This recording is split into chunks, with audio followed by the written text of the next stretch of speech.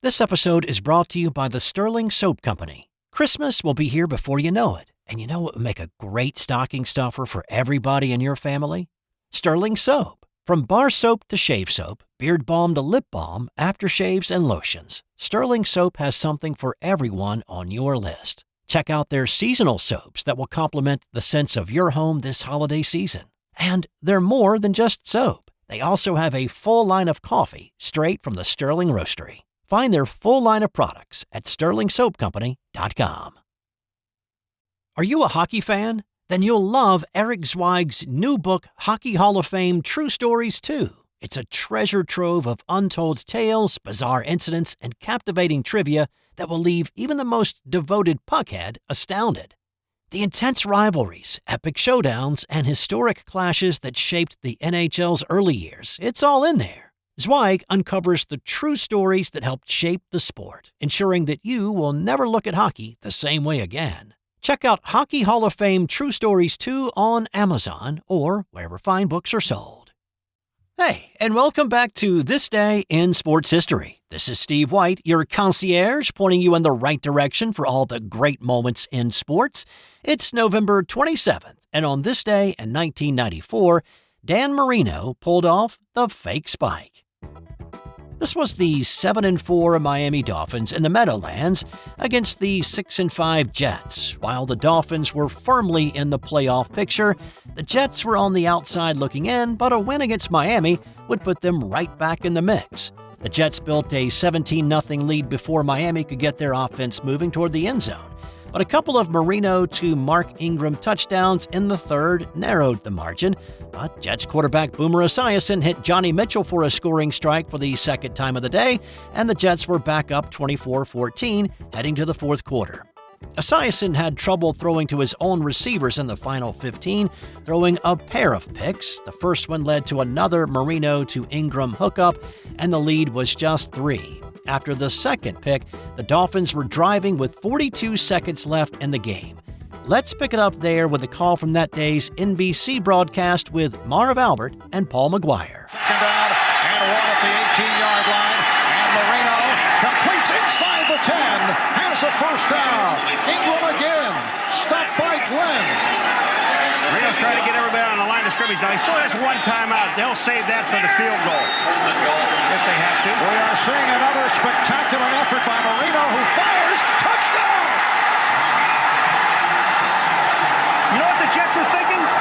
He's going to take the ball and throw it into the ground. They stopped. They all stopped. If you take a look at it, the offensive linemen, all they did was stand up. And Marino says to Ingram, I mean, that's the communication that they have. We saw fire on the two-point conversion. Tell Marino from the back of his hand, hey, throw the ball to me. Now here's Ingram for his fourth touchdown. This is a beautiful play. Analyst Paul McGuire nailed it. It was a trick play that Marino and Ingram had worked up. Marino had been watching the coverage all afternoon, and as they came to the line of scrimmage prior to the touchdown, Marino gave Ingram the signal. Marino faked throwing it to the turf and threw a back shoulder ball to Ingram, who caught his fourth touchdown of the game. That made it 28-24, and it would end that way. Marino finished the day with 359 yards passing to go along with his 4 touchdown throws. On this day in 1980, it was a classic Thanksgiving Day matchup between the Chicago Bears and the Detroit Lions. Detroit quarterback Gary Danielson threw a 47-yard touchdown pass to Billy Sims and then ran one in later in the game to help the Lions build a 17-3 lead in the third quarter. Bears quarterback Vince Evans equaled that, throwing a touchdown to Bob Fisher for a 20-yard score, and then on 3rd and goal from the 4 with time winding down in the game, Evans scrambled for the tying score. Here's former Chicago Bears play-by-play man Joe McConnell with the call that day. This might be the final play of the game unless there's a penalty. Back to throw. Evans looking. He's going to run. He's to the 5. He scores! He went in! He scores! No time remaining. An extra point by Bob Thomas would put it into overtime. That capped a 14-play, 94-yard drive. It was the first time a Thanksgiving Day game had gone to overtime. The Bears won the coin toss and elected to receive. This turned out to be a really short overtime.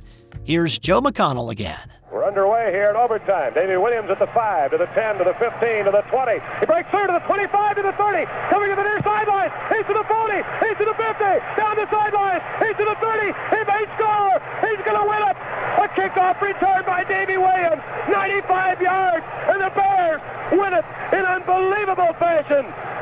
Davy Williams, 95 yards. As he started up the far sideline, he cut back to the near sideline, and he's being mobbed beyond the end zone. It took 13 seconds for Dave Williams to go the 95 yards. That was the fastest into overtime at that point.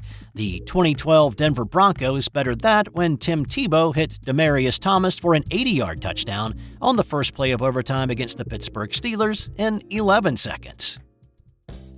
On this day in 1996, it was the greatest comeback in NBA history. This was a matchup between what would be the best team in the West at the end of the season, the Utah Jazz, against one of the worst teams in the division, the Denver Nuggets. However, it was the Nuggets that came out running and gunning in this game. Denver shot a blistering 86% in the first quarter, with Antonio McDyess, Bryant Stith, and Dale Ellis leading the way. They cooled a little bit in the second, but not by much. At the end of the first 24 minutes, the Nuggets led 70-36, and I'll do the quick math for you. That's a 34-point hole that the Jazz had dug for themselves, but the lead had been as much as 36. This happens, teams have an off night, nothing's dropping, every mistake gets amplified. The other team has the hot hand. Well, the Jazz had won 7 straight coming into this one.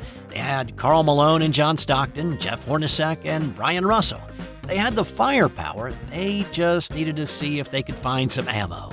Well, Malone got hot in the third, scoring 15 points in 12 minutes, and the Jazz were able to claw back 21 of that 34-point halftime deficit, but they obviously still had more work to do.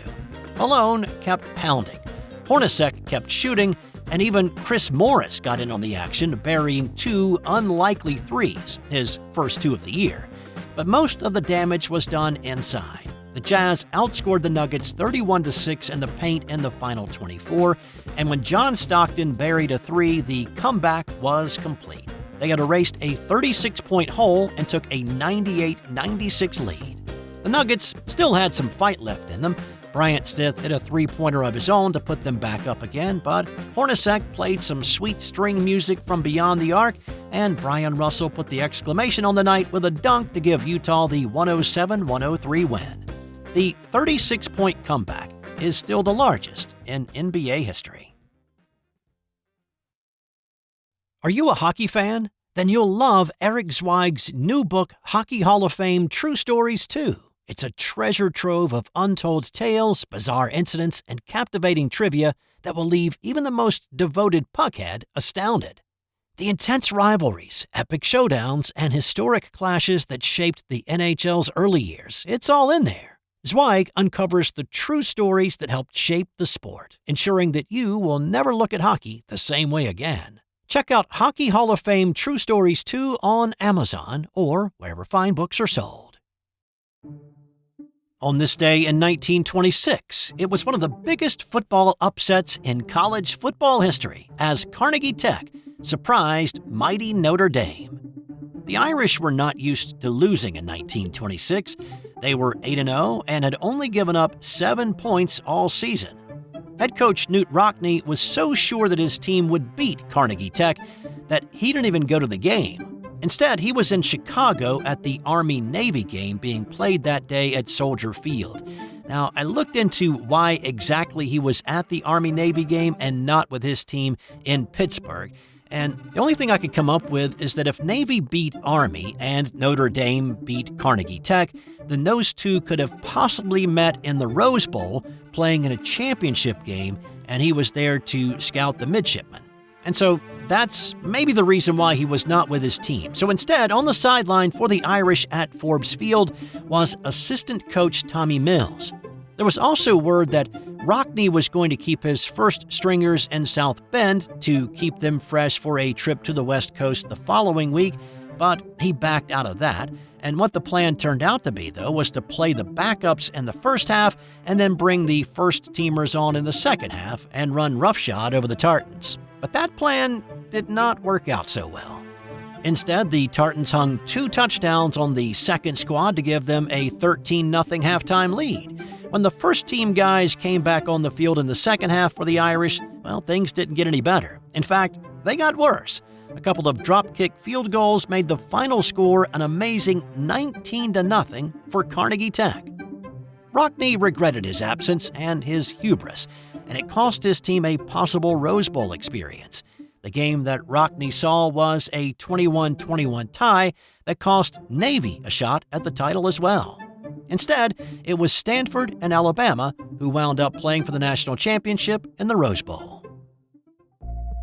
And time now for today's Got Nothing to Do with Sports fun fact. This probably will not come as a surprise, but Antarctica has the highest literacy rate of any other continent. It's 100%. That's all I've got for you today. Thanks for stopping by. Come on back tomorrow for another edition of This Day in Sports History.